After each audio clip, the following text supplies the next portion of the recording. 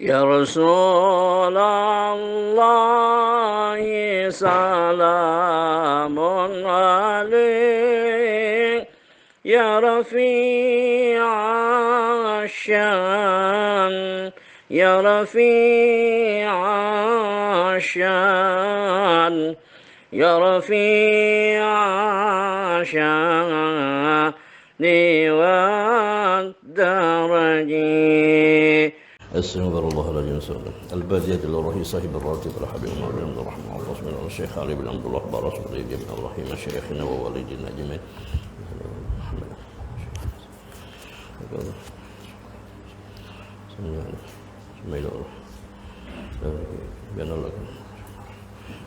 إلى حضرة النبي الفاتحة.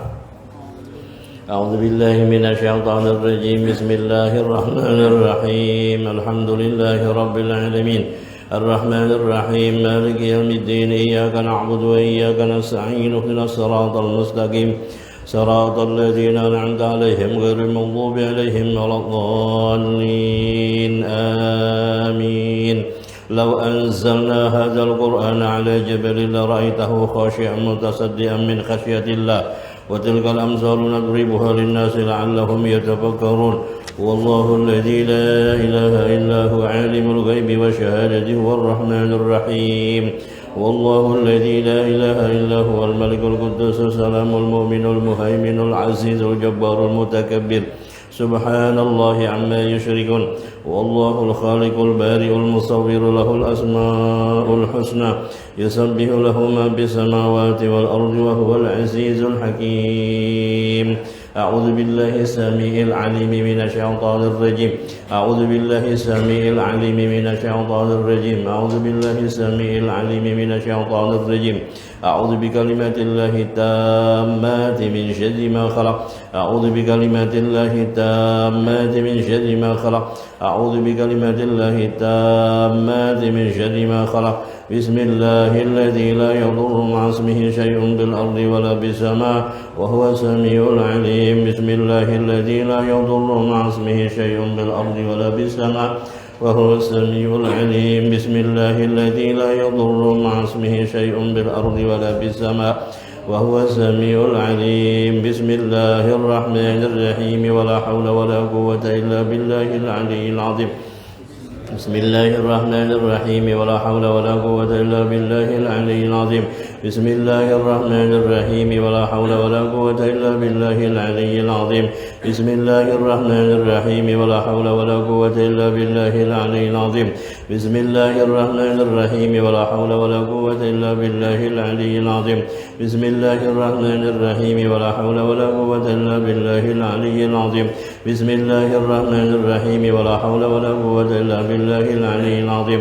بسم الله الرحمن الرحيم ولا حول ولا قوة إلا بالله العلي العظيم. بسم الله الرحمن الرحيم ولا حول ولا قوة إلا بالله العلي العظيم. بسم الله الرحمن الرحيم ولا حول ولا قوة إلا بالله العلي العظيم. بسم الله الرحمن الرحيم. بسم الله الرحمن الرحيم. بسم الله الرحمن الرحيم. بسم الله تحصنا بالله. بسم الله توكلنا بالله. بسم الله تحصنا بالله. بسم الله توكلنا بالله. بسم الله تحصنا بالله. بسم الله توكلنا بالله.